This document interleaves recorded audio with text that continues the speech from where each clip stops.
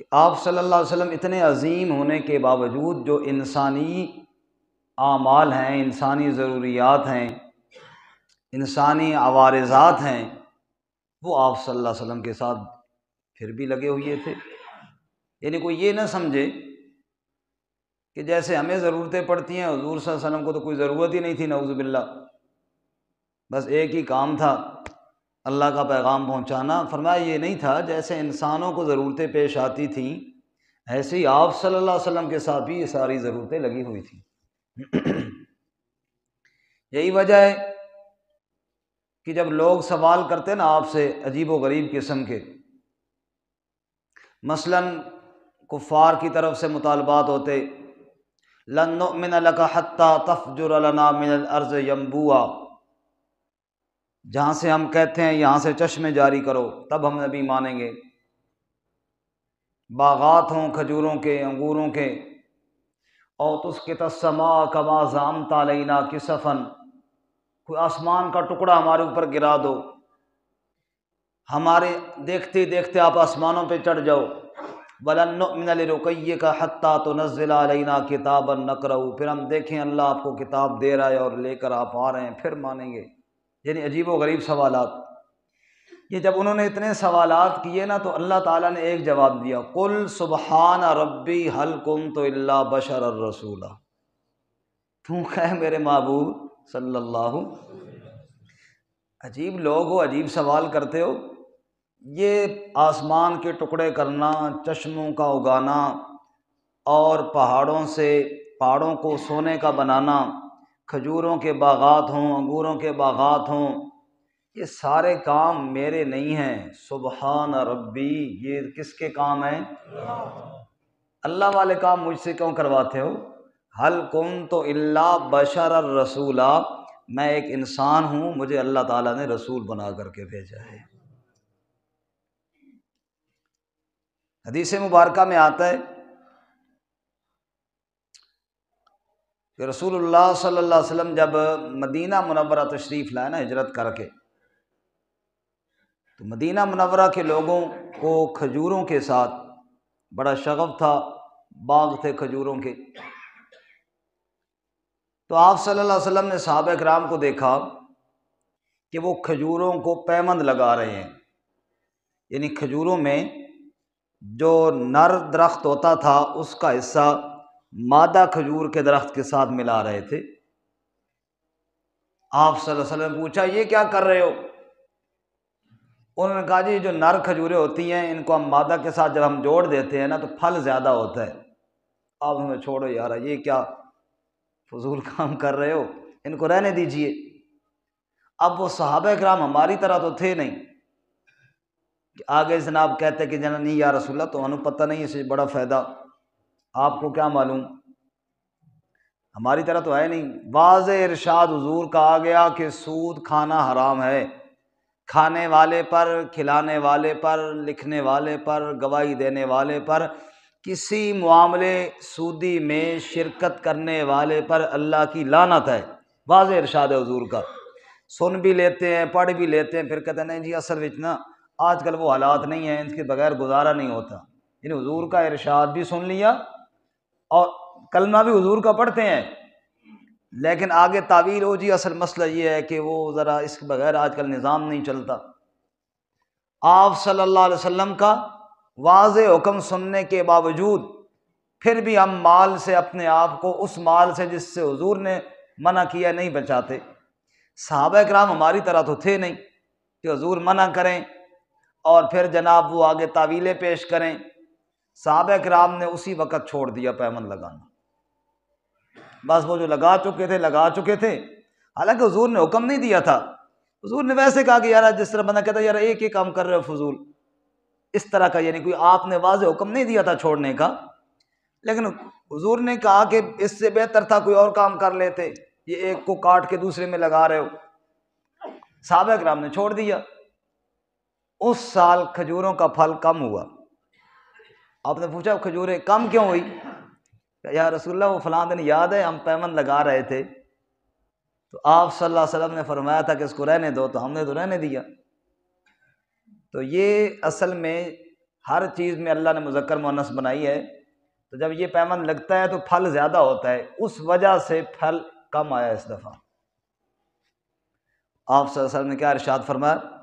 انما انا بشر اذا امرتکم بشیء من دینکم فخذوا بی، میں بھی ایک انسان ہوں، جب کوئی تمہیں شرعی مسئلہ بتاؤں تو پھر اس میں آگے تمہیں رد و بدل کرنے کی کوئی اجازت نہیں ہے، کیونکہ وہ اللہ کا حکم ہوگا، وہ جب میں تمہیں کہوں تو اس کو فوراً پکڑ لیا کرو۔ وَإِذَا أَمَرْتُكُمْ بِشَيْءٍ مِّن رَأْيٍ فَإِنَّمَا أَنَا بَشَرٌ، اور اگر میں تمہیں بعض دنیا کے معاملے میں اگر اپنی رائے پیش کروں تو میں بھی ایک انسان ہوں، آپ مجھے بتایا کرو کہ اس رائے میں یا رسول اللہ جو آپ رائے دے رہے ہیں اس میں یہ نقصان ہے اور اس میں یہ فائدہ ہے، تو میں بھی ایک انسان ہوں، ضروری نہیں کہ آپ ہر دنیا کے کام میں بھی میری رائے کو مانیں، آپ کو اختیار ہے کہ دنیا کے کاموں میں مجھے بتایا کرو۔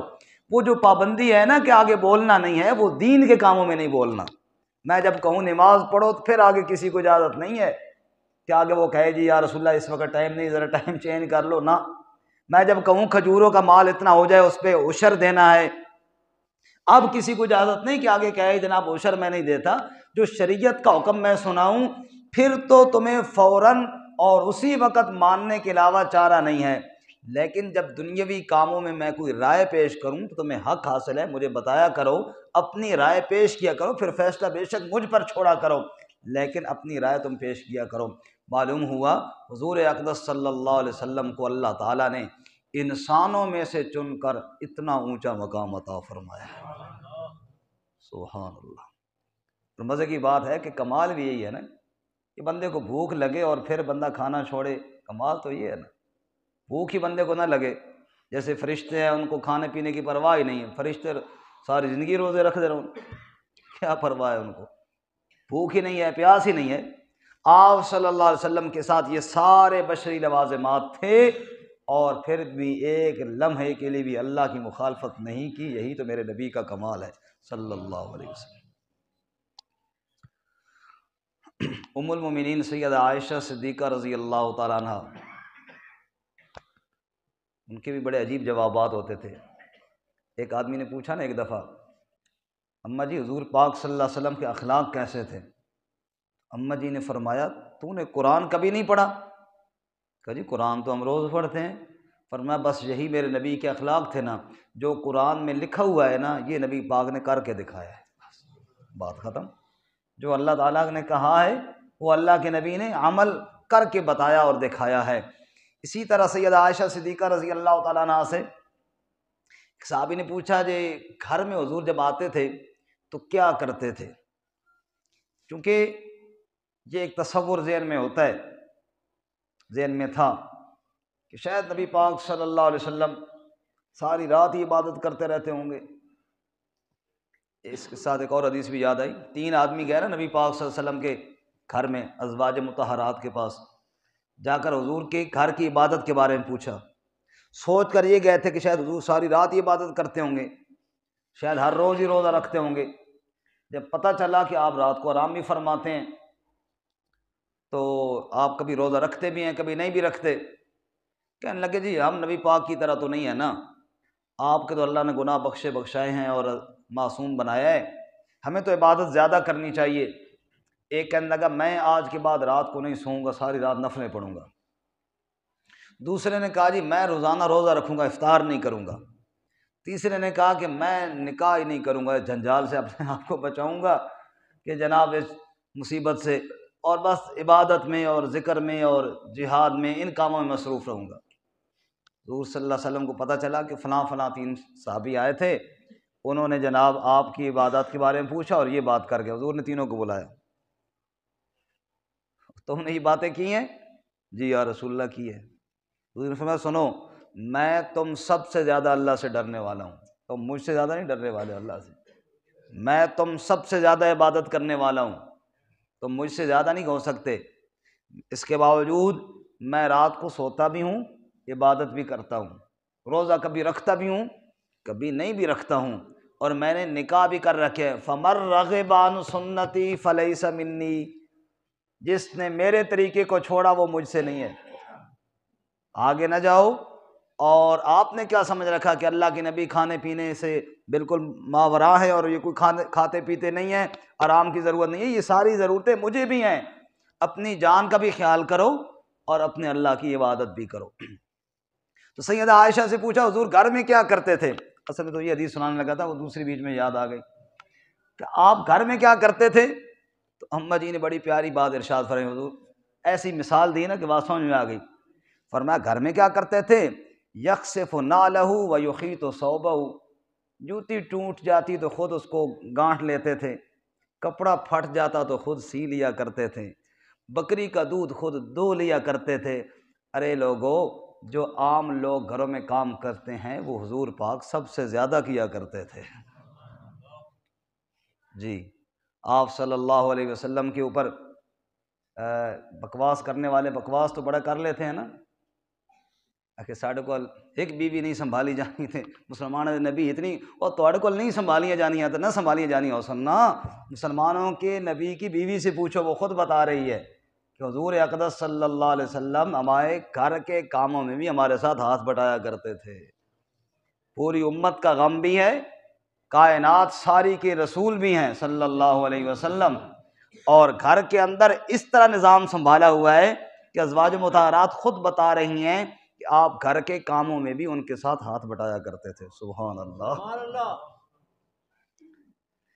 چونکہ وقت بڑا مختصر ہے، ایک دو واقعہ اور سناتا ہوں حضور صلی اللہ علیہ وسلم کی پاک زندگی کے، بڑے عجیب واقعات ہیں جی۔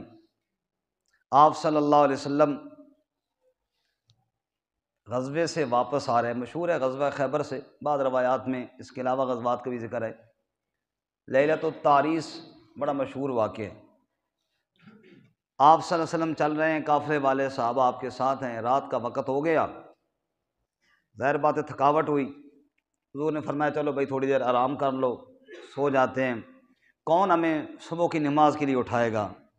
حضرت بلال نے کہا یا رسول اللہ میں اٹھاؤں گا۔ یہ بعض لوگ ہوتے ہیں نا، اللہ نے ان کو خدمت کا بڑا جذبہ دیا ہوتا ہے، یہ بڑے مبارک لوگ ہوتے ہیں، ہر کام میں نا خدمت کے لیے تیار ہوتے ہیں، جی میں کام کروں گا، میں کام کروں گا۔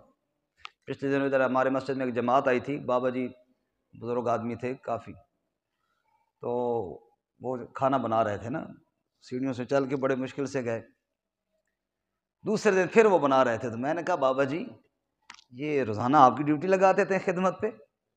کہنے لگے بچیا خدمت تو میں نے 40 دیہڑے پوری کرنی پیسی۔ میں کہا کیوں؟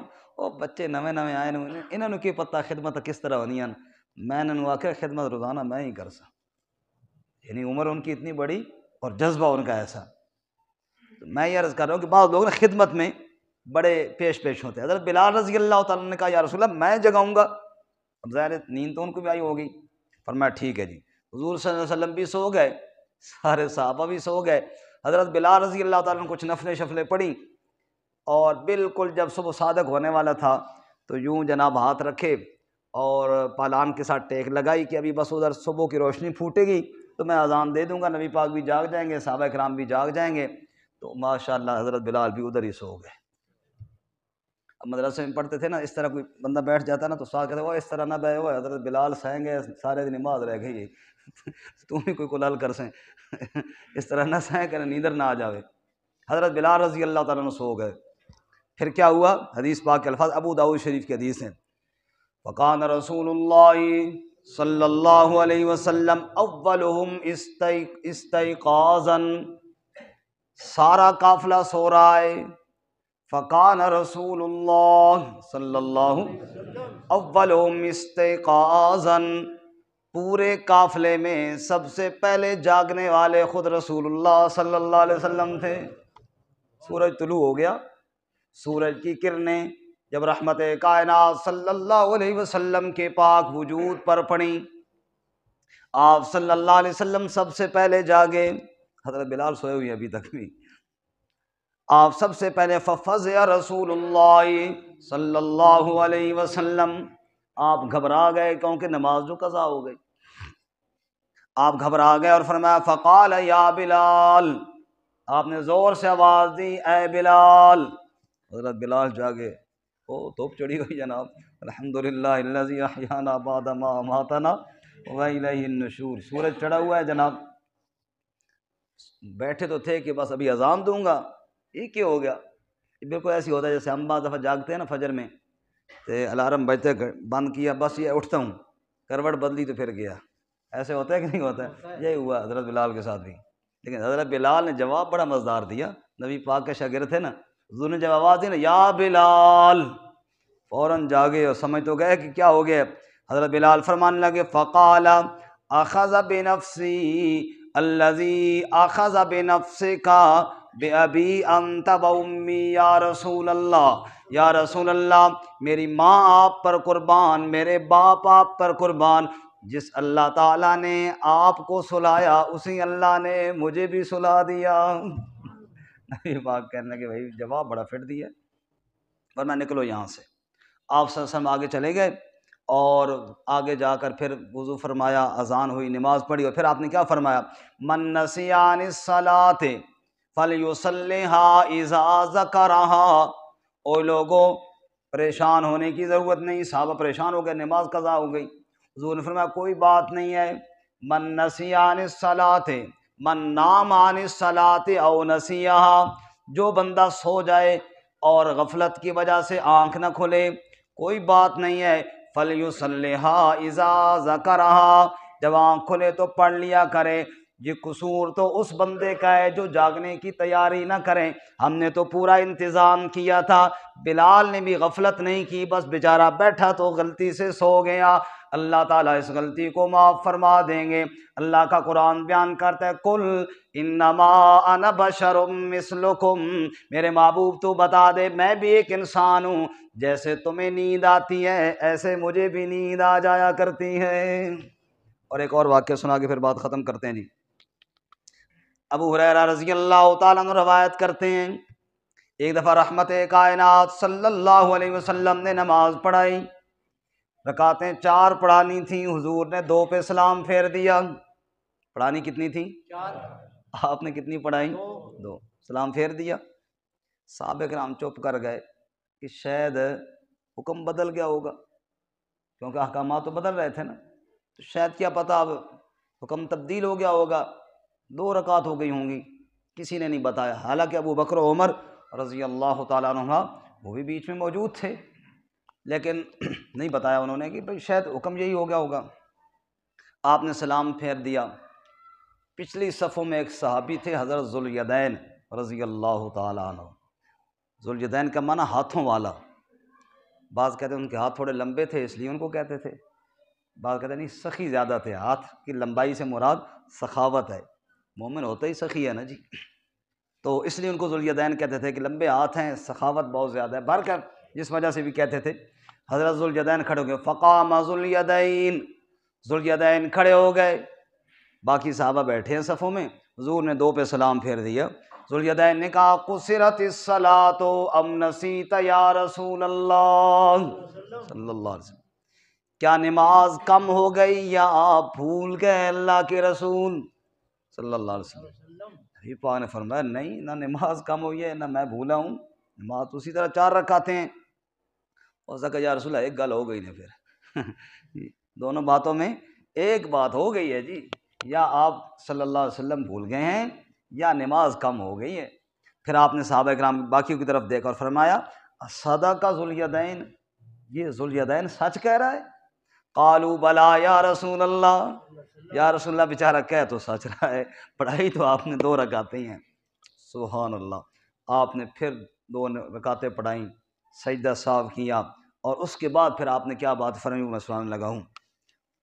اس کے بعد آپ نے پڑھانے کے بعد فرمایا فلما، صحابہ کہتے ہیں فلما اقبل علینا بوجہی، آپ صلی اللہ علیہ وسلم پھر ہماری طرف متوجہ ہوئے اور فرمانے لگے انما انا بشر مثلکم انسا کما تنسون، لوگوں میں بھی ایک انسان ہوں تم جیسا، میں بھی بھول جاتا ہوں جیسے تم بھول جاتے ہو، فَإِذَا نَسِيتُ فَذَكِّرُونِي، آئندہ میں بھول جاؤں تو مجھے یاد دلا دیا کرو، آئندہ میں بھول جاؤں تو کیا کیا کرو؟ یاد دلانے کا طریقہ کیا ہے؟ کوئی اللہ کا کلمہ بول لو، سبحان اللہ کہہ دو، اللہ اکبر کہہ دو، لا الہ الا اللہ کہہ دو، کوئی اللہ کی تسبیح والا کلمہ بول دو تاکہ امام صاحب کو پتہ چل جائے کہ میں کیا ہو گیا ہوں جی، بشرطے کہ اللہ کرے امام صاحب کو مسئلہ پتہ ہو۔ کسی علاقے کے اندر نا کوئی وڈیرا آدمی تھا، اس کا مولوی ہو تسی روزانہ نماز پڑھانے ہو، اج میں پڑھا سا۔ میں کہا جی اسی شکر نہ کراں بزرگو تسی نماز پڑھاؤ تے پڑھاؤ۔ ظہر کی نماز ہوئے، حضرت صاحب نے سورہ فاتحہ اونچی شروع کر دی، الحمدللہ رب، پیچھے لوگوں نے کہا سبحان اللہ، انہوں نے کہا واہ واہ واہ، الرحمن، اور سور لگا دیتی، لوگ پھر آکھا سبحان اللہ، سکو اور سور لگی، مالک یوم الدین۔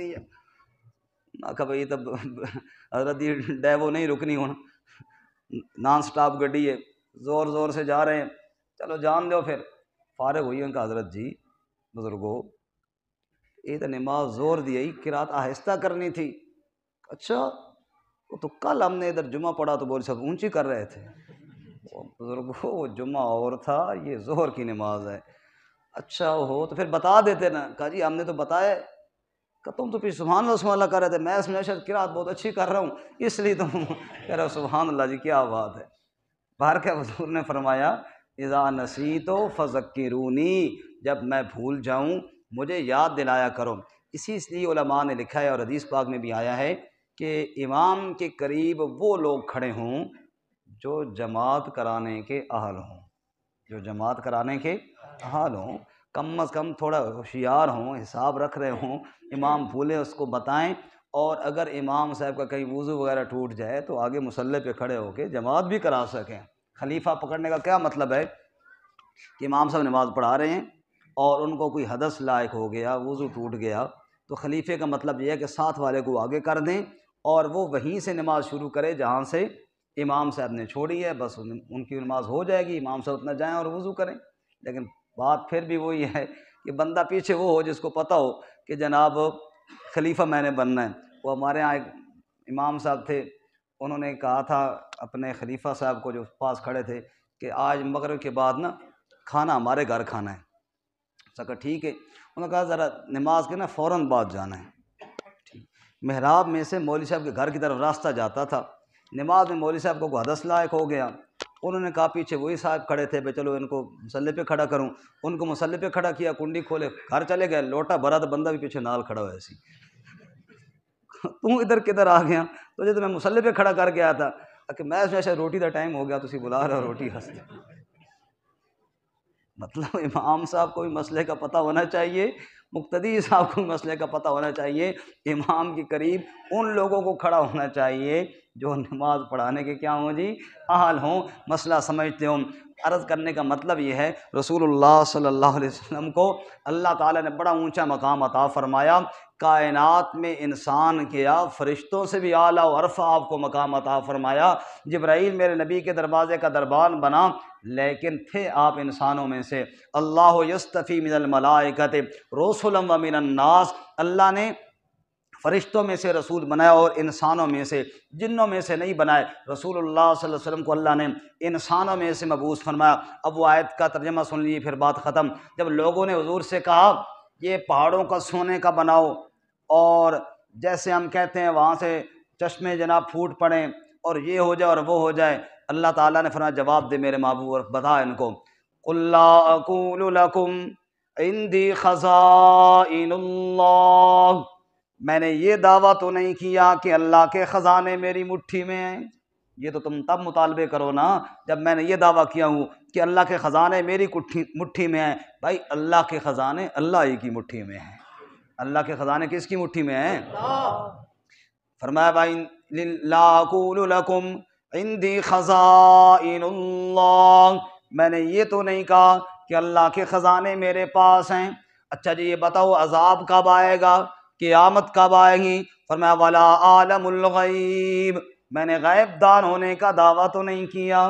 یسألونک عن الساعۃ ایان مرساہا فیما انت من ذکراہا الی ربک منتہاہا، میرے محبوب لوگ آپ سے پوچھتے ہیں قیامت کب آئے گی، آپ کا اس سوال کے ساتھ کیا تعلق ہے؟